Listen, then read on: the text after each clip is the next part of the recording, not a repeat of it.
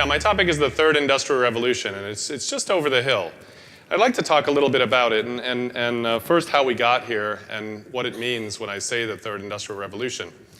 So if you think about the story, we had the classic industrial revolution. We really got to the point where we could make things, and in the 20th century, we actually started climbing this new mountain that was really about the information revolution, right? So over the course of the last 100 years, we started building another layer on the Industrial Revolution that had to do, sort of the second Industrial Revolution was the Information Revolution. And that's kind of exciting. And anytime you sort of start climbing up a peak, you start to see amazing things. Let's call this peak PC peak. I think that's what I'm going to call it. And you could call the PCs in your pocket sort of supercomputers in your pocket, but effectively it was sort of the place where we kept a lot of the information complexity. It's where you stored your stuff. You looked into your screen and you saw your desktop, or in your pocket you see your apps. It's where that power and complexity resides. And it's kind of big. If you want to get a sense of how big PC peak is, I think we're about 4 to 6. I feel like I'm getting a lot of audio here. Can everybody hear me? I think we're up at the point of having between 4 and 6 billion cell phones. So coming up on more than people on the planet. I think in India, people have cell phones before they have indoor plumbing. And that's not a joke, that's true. And it turns out that it's a rise of unprecedented power. I think we should be pretty proud. If you think about it, you can swipe your finger across a piece of glass and talk to somebody on the other side of the planet. You can type 140 characters and foment a revolution. I mean, we're pretty good. We should pat ourselves on the back. This is pretty great for humankind. But a funny thing happens when you climb to the top of a peak. A lot of times you get to the top of a peak and you see another mountain just over the rise. And it's a much bigger mountain. It is what I'd call the third industrial revolution. It turns out to be something significant. And if billions of computers is what typifies, billions of things with complexity and information, is what defines the last mountain, the third industrial revolution you might want to think about as trillions mountain. Trillions. Now, when we say trillions, we often sort of blur our eyes and think the deficit. If we can get a bunch of those together, then we've got a real problem. But the reality is trillions is coming, and trillions is big. It's very hard for people to understand how big a trillion is. I'm not a mathematician, and so I asked somebody, please explain to me how big a trillion is. And they said, count back in seconds. So I'd like everyone to do that now. We'll wait until you're done. So count back in seconds, a trillion seconds. So you know what I'm going to do is I'll start with a million. Count back 1,000,000 seconds. So how far back is 1,000,000 seconds from right now? Well, it turns out that was about a week and a half ago. That's not so bad, 1,000,000 seconds. Okay, in your head, try to think about how far back 1,000,000,000 seconds is. Just pick a date in your head. 1,000,000,000 seconds from right now. How far back is 1,000,000,000 seconds? So it turns out 1,000,000,000 seconds was when we all had much better fashion sense. This was early 80s. Okay, so now we're ready to go, right? We all have a good sense of numbers. A million's a week and a half, a billion's early 80s. Everyone pick a date for a trillion seconds. Just pick a date. So how far back is that? Trillion seconds. What'd you say? 30,000. That's crazy. I thought it was like 1500s maybe. Maybe it was 1 AD. Or 10 BC? No, my friend, you are right. 30,000 years ago is a trillion seconds. So we were living in caves. We were trying to get dogs to like us because our wives had kicked us out. And that's just a trillion seconds. And most analysts are saying, and our research shows, that we're going to hit a trillion devices in the next 5 years. This is a done deal. Trillions is happening. In 2010, we made more actually more microprocessors than people. We made 10 billion microprocessors. We actually made more transistors than grains of rice, and we made them cheaper. Okay, so this is just happening. It's totally economics. It's just cheaper to put something into it than not, because now I can track it. I can actually get more efficient in the cycle. So connectivity is really going to become a seed of this sort of super-saturated solution. Imagine a trillion computers, but they don't all talk to each other. They're just in local enclaves. Even that's not a big deal. That's not the third industrial revolution. Suddenly, connectivity is going to sweep through. There's a group called the Rose Point Initiative at Intel, where they're trying to put wireless radios on silicon. Now that doesn't say, you probably think radios are all on silicon today. Well, it turns out they're not. There are little antennas and other stuff that aren't. But if they succeed, suddenly connectivity will join Moore's law, which means that connectivity will cost pennies, if that. And so suddenly, this super-saturated solution of computing, trillions of things, a little seed will plop into it. And just like any super-saturated solution, it will flip. And it will flip from information into the computer to us, our products, our cities, our lives, our families, all living in the information. It's going to be like turning the sock inside out. This is effectively going to be known in the history books as an era of unbounded, malignant complexity. Write that down. This is the bad news. I'll get to the good news. Okay, so I mentioned the $1 trillion deficit. It's really not the same as a trillion of the same thing. This is important. This is 1 trillion things all sending 1 billion messages. This is 1 trillion things all deciding to turn into a brick because somebody put a bad update to them. This is 1 trillion things that suddenly can be used for malicious intent. This is a fairly big space. You know, and I'm not going to belabor the bad news. I'm not going to talk about the thing you can download on Hackaday to break into any Holiday Inn room in America for free and the robbers that were captured in Arizona about 4 weeks ago doing this. I'm not going to talk about the hacker that showed off taking over a pacemaker that's on the market today, turning it into an infection vector wirelessly from 100 feet away and injecting 900-volt lethal shocks and making it so that it would kill anybody else within 900 feet if they had the pacemaker. Won't talk about that stuff. You know, drink a little hemlock. If you ever get a chance to read our book, have a pity party. I'm wondering how we build a place we want to live in. That's my question. So the bottom line is connectivity between atoms and bits is happening, and it's going to change the game. It is a feature of the third industrial revolution. Atoms and bits blurring. And that's going to change the game. Now, not only atoms and bits, but convergent disruption. That means it's not just about the computers. You know, that means it's about the business models. That means it's about convergent, you know, big data, big sensor, new business models, software as a service, new biomechanical things. All of these are converging because they're all connected together. So it is not just exponential growth. It is something different. The pace of change is going to change. You know, a wise man once said, if you don't like change, you'll like irrelevance even less. So how do we make sure that we're not irrelevant? Maybe how do we make sure our species is not irrelevant?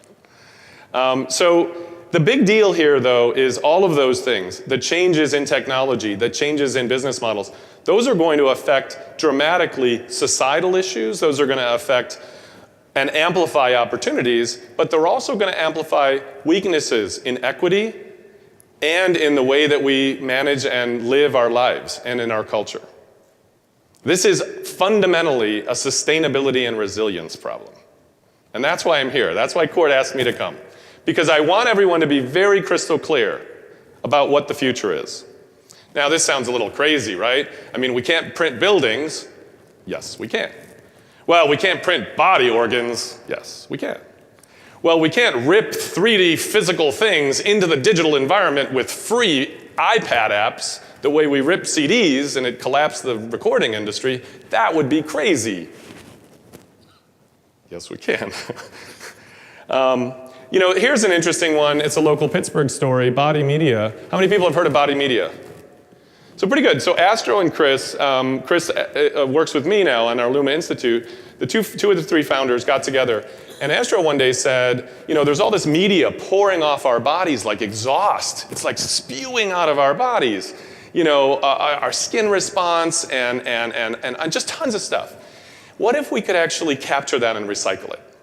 What if we could turn that energy that's pouring off the body in the forms of data, what if we could circle it back and actually turn it into something that would power healthier lives? And they committed to this a long time ago, before anybody thought it was popular. And it's really interesting to see where it's gone. They just sold for $110 million to somebody on the West Coast. They've captured over 500 trillion data points already over decades. And it's an FDA-approved device, the only one in the field. So curious to see what happens, and it does lead clinically to people having healthier lives and losing weight. But that's not even changing. It's not just stuff we wear, it's stuff we eat. Andrew Thompson just got FDA approval, and this little thing here made of copper and magnesium, which you need in your body, is now for sale in UK pharmacies as a trial. It's just made of stuff that dissolves in your body. It actually uses the copper and magnesium to turn your stomach battery acid into a battery, and then it sends a short pulse to this little patch that actually Body Media helped develop. And because if you think about it, something like 50% of people who take medicine don't comply to the doctor's orders about taking medicine. So if we could actually help with compliance, nudge people at the right times, close the loop, we might be able to help people live a little bit longer. So when you think about Cisco's the one that's going to have all the computers, no, probably your medicine cabinet. So this is happening. This is not pipe dreams. And in fact, a few years ago, this is an iGEM project over the summer. Some high school kids were taught by kids at MIT in one of their bio labs with an open wetware library. They were taught how to make E. coli. E. coli is a really smelly stomach bacteria. They were taught how to mess around with it. You know, there's only one currency for information in nature. It's called DNA. And so they goofed around, and they took mint and bananas, and they put it into the E. coli so that it smelled like mint when it was growing, and it smelled like bananas when it was ready to harvest, so they could go out and play Frisbee, and they'd be able to smell when it was ready to harvest. This was 4 years ago. So the reality of tomorrow, the reality your family, your livelihood will be dependent on, is that we can make anything, and we can make it right. That was the last 2 industrial revolutions. The question is now, what's the right thing to make? And that is fundamentally a human question. For who? For what purpose? You know, as a designer, I'm an industrial designer, you learn very early on that when all constraints are removed, you actually have to put constraints on yourself. When there are no constraints, you actually have to put in restraint, because it's impossible to design with no box to push against. So how will we do this? How will we cope with this? Because frankly, this is not about a child born today because of the digital divide or something will never have a chance to change the world. This is about a typical child today will change the world 4 times before lunch. One of them might discover cancer, another one might wipe out life on Earth. So what it means to be a citizen in that world changes. What it means to be sustainable changes. Look, we're going to be living within the information. We're going to be moving through a sea of devices. We're going to be flowing through different physical spaces. We're going to be moving through not only space, but time, right? For the first time in human history, we can collect facts, not anecdotes, that go over the arrow of time of our entire life. We're going to discover wonders. It's amazing. Look at that loop. Now, it's not the water loop, it's not the energy cycle, but it actually is an information carbon cycle. And frankly, it's a carbon cycle, because it's the real carbon cycle is made of both information and atoms and bits. And when we start collecting and connecting those things, we're going to have a feedback loop of not only facts but anecdotes. And not only anecdotes but facts. And we're going to actually be able to tell, I pick up sugar water, I lose 3 years off my life, I put it back down, I gain a few. Right? I sit on the chair in the kitchen, in the living room, whatever, and occasionally it's whispering to the refrigerator, hey buddy, maybe you should order some lighter food. You know what I'm saying? So everything will be connected, whether we like it or not. This is just going to happen. I'm not even saying I agree with it. I'm just saying that a carbon cycle is coming, and it's an information carbon cycle. And that's what it could look like, right? The exhaust data that is now pouring out on the ground and is industrial waste in the form of information will be cycled back and turned into a true information ecology. I love some of those data visualizations about the true impact of transportation. It will be very hard to hide from that information when you feel it. And that's the promise. Now, We released a report about this third industrial revolution. It's called Trillions. You can find it everywhere. If you got a long ride and you're really a glutton for punishment, you can listen to it. But we think of it as a sort of a field guide to the next era. I'm going to finish with this. I mentioned nature, the carbon cycle. Nature has a lot to teach us. Our bodies are actually complex information systems in their own right. We're going to live 100 years or so without a catastrophic failure. We don't reboot every weekend. I mean, some people do if they go to the Steelers games. But generally, we don't reboot. The reality is, nature's been at this for 3 billion years. We've been at information systems for a few tens of thousands. So nature has a lot to teach us, and we might want to study it. Think about your own body. Think about how it's made, right? You are made really of atoms. And those atoms, they make up molecules. And those molecules make up, cells. And those cells make up organs. And those organs make up systems. And that system makes me. And if I'm really lucky, I convince somebody else to make us. And then we get together and make community. Now that's a powerful design pattern called layered composition. Layered complexity, stable layers that don't need to know how they're going to be used in other layers so that we can build more complex things out of simple things. That's pretty powerful. Here's Pando, a 75,000-year-old social network that's been running for quite a long time. It uses something called mutualism, using mycorrhizal networks to connect just about 80% of all the plant species on the planet. It moves carbon from dying oaks to growing aspens. It moves water from areas of abundance to areas of drought, and it confers resistance against disease. This is Facebook, going for 75,000 years. So there are things we can learn from this, and it is truly an internet. So that's what I would call beautiful complexity, right? Concepts like mutualism, redundancy, generativity, they abound, and is how we will probably thrive, getting smarter, sort of biomimicry for the information age. Now, to finish up, let me go back to what we started from, the last industrial revolution, the one we're living in right now. Remember this picture? This is what helped us reach it. I mean, look at some of those milestones, right? The transistor, the computer chip, the satellite, the Linux, which is in everybody's cell phones, et cetera. It turns out that all of those that I happened to pick for this slide were built by one company, Bell Labs, before 1970.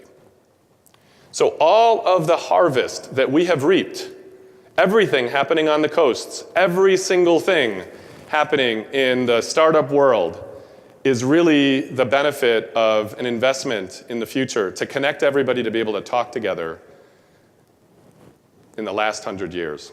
Be careful. They had rules, like Claude Shannon, who's over there messing with a mouse. He walked in one day and invented the theory of information. So one of their rules as a culture was, if anybody walks into your office, talk to them until they want to leave. And it led them to do collaborative, interdisciplinary stuff that were amazing.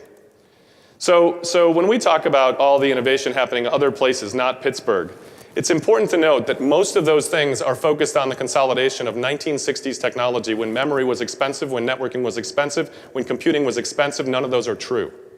They're certainly not true in nature, right? I just showed you the guys who invented the camera, the Android, Unix, 1969. That's actually what's running on all Android phones today, folks, right? Cloud, that's really client server, 1972. So minimum viable product, let's kickstart the hell out of this. Hey, if you can't do this in 5 minutes, it's not worth doing. Great for a pop culture. And I don't have anything against fashion. Fashion is fun and distracting, but we have to actually think about the future. So this is kind of interesting. This is a guy who ran Xerox PARC. That's where Steve Jobs walked in one day and saw this thing called a mouse and a desktop. He's pretty pessimistic. I'm worried as well about the opportunity lost, right? NASA has lost 11% of their funding. Bell Labs is gone, collapsed. It actually gave away all of its IP for about $25,000 so it could keep the monopoly on phones. And Wall Street demands quarterly thinking. So my question to leave you with is, who is exactly going to help us build the foundation for the next information revolution, for the next era that we're going to live in? Who's going to do that?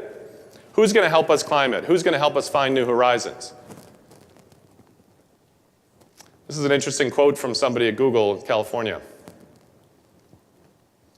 He sends us hard problems to Pittsburgh because people don't get up and leave every other day. for fashion.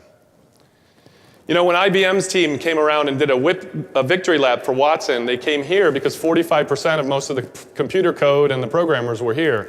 When the Mars rover started communicating and driving around, it was because code from here was actually written on it.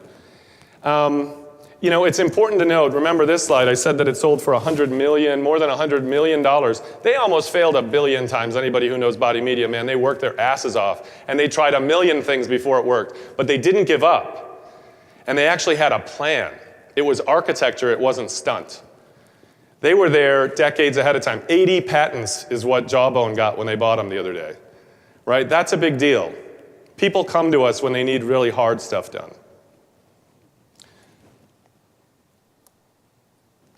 So why did Google hire somebody for their moonshot mission that came from CMU, right? Astro, I just mentioned him. Why did Tech Shop pick Pittsburgh before they came to Chicago, New York, San Francisco, DC, Philadelphia, Seattle? They came to Pittsburgh, right? Which is really, you know, it's sort of like a health club for your mind. Why did MacArthur Foundation pick us to put a hive before New York and DC and all the other places? I think you got to ask that question. Why is the Knight Foundation actually starting to require their people that they fund to come here to actually learn about human-centered innovation in the era of the third industrial revolution before they will give them money so that they're good stewards of their money? Why is another company that has 130,000 employees sending the top 5% here to learn how to think about being resilient for the future? I just asked those questions. Why, when the Obama administration decided to reboot computing and reboot manufacturing and turn it into digital manufacturing, picked a group in this region to host the very first accelerator for manufacturing, 3D printing, called America Makes, and it's one of the first of 45 that will span the country, where it will be massively distributed instead of one giant factory that is horrible for the environment. On demand, local, much more like local farming. So I've been working on the America Makes thing. I was humbled to be a part of this thing called One 3D Printer Per Child. We teamed up with MakerBot, we teamed up with Donors Choose. We suggested it. We thought we would maybe start it next year. We launched it just before Thanksgiving, and we've already hit 96,000 kids are actually getting mailed to them within the next few weeks, the 3D printer in classrooms across America. So this is happening, and you know what? We can do it. So whose job is it to dig deep? Whose job is it to do the hard work? Whose job is it to think bigger, architecturally, and sustainably about the future? So what if Bell Labs was a region instead of a company? Thank you.